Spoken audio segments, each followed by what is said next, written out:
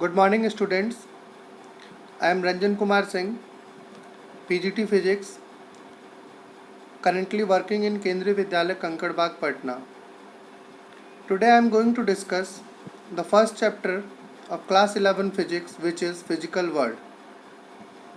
In this chapter, you will learn about the meaning of science in general and the meaning of physics in particular.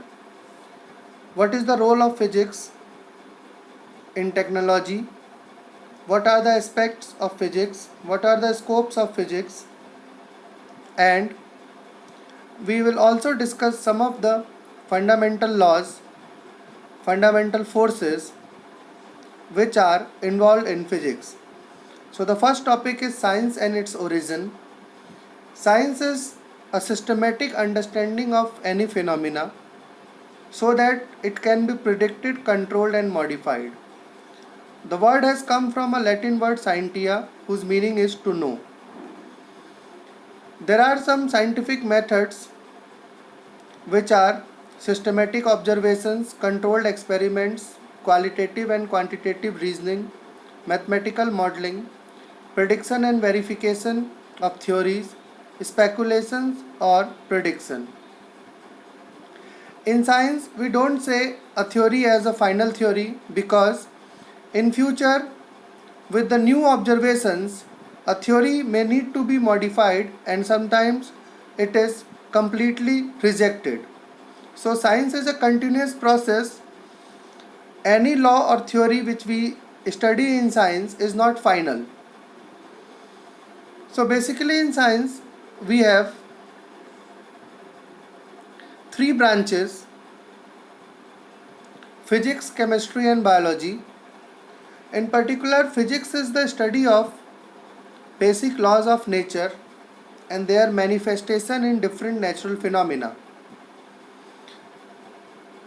In simple words, you can say whatever happening in nature is not a random thing. There are certain laws which govern all the phenomena in nature, be it sunrise, sunset, formation of rainbow, formation of clouds, motion of planets, or anything which you see around you. The word physics is derived from a Greek word physik, meaning is nature. So physics is the study of nature. Now what are the impact and uses of physics? Physics can explain a phenomena happening over a large magnitude with a simple theory. For example, we know how the sun generates energy, why planets revolve around the sun. So these are the phenomena which has happened over a very large period of time, but with the very simple theory of relativity, gravity, we can explain them. Now the next is scope of physics. Where you can apply physics. So scope of physics is very vast. On one hand, sometimes we discuss magnitudes as high as 10 to the power 40 meter, or sometimes as low as 10 to the power minus 14 meter when we discuss electrons and protons. Similarly, on time scale also and mass scale also, we work from very small units to very large units. So based on the size or distance or time scale, we classify physics into two parts: classical physics and modern physics. Classical physics deals with macroscopic phenomena. Those involves quantities which can be seen by our eyes or perceived by our senses. On the other hand, the modern physics deals with microscopic phenomena. So in macroscopic domain, the further branches of physics are mechanics, study of force, electrodynamics, optics, thermodynamics. In microscopic domain, we study atoms, molecules, nucleus and fundamental particles like electron, proton, neutron, and further we have quarks,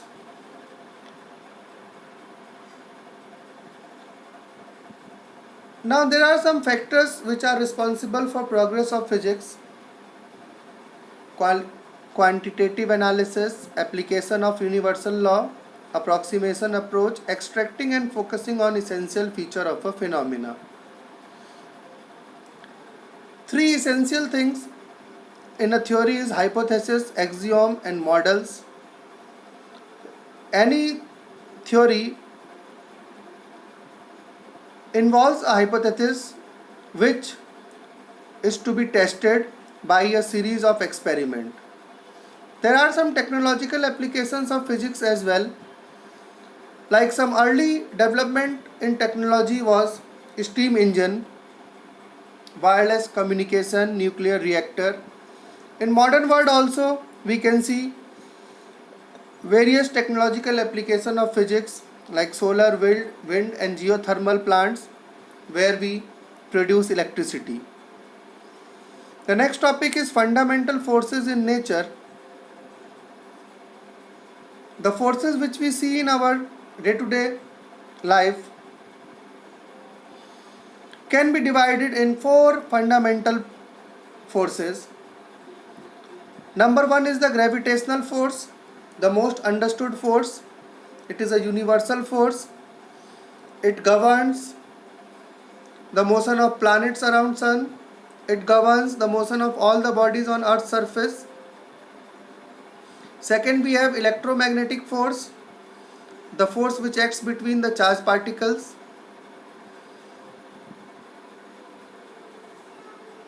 Then we have strong nuclear force, a force which is responsible for the binding of proton and neutrons inside the nucleus.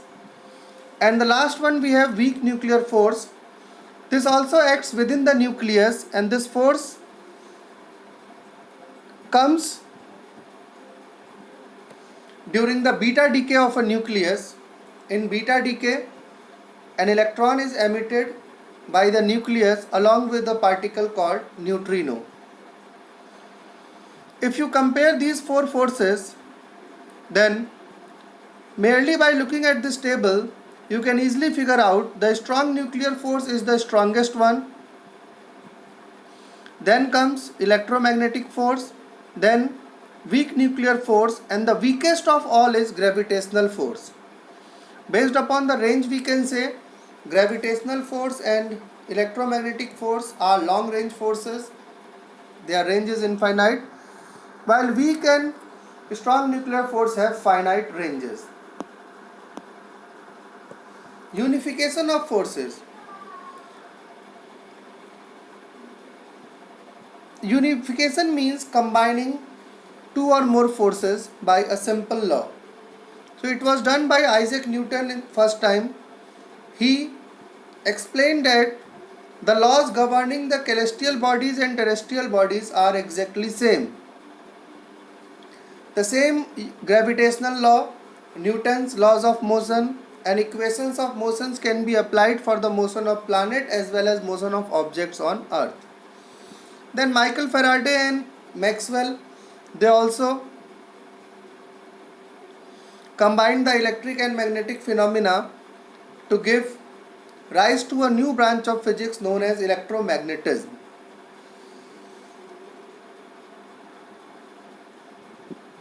In physics, we often come across conserved quantities. So conserved means a quantity whose value remains constant.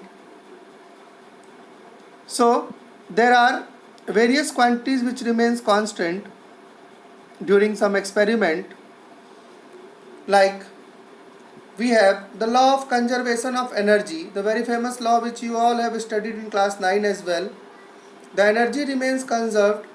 It can neither be created nor destroyed, but it can be converted from one form to another form. Similarly, we have law of conservation of mass, law of conservation of linear momentum, and law of conservation of angular momentum. So these laws you will understand one by one in coming chapters. The law of conservation of angular momentum comes in rotation, while the law of conservation of linear momentum comes in linear motion. And the law of conservation of energy, you can see everywhere around you. Like when a heavy stone is dropped from some height, its potential energy decreases while kinetic energy increases. The moment a stone hits the ground, its kinetic energy appears in the form of heat and sound energy. Thank you so much.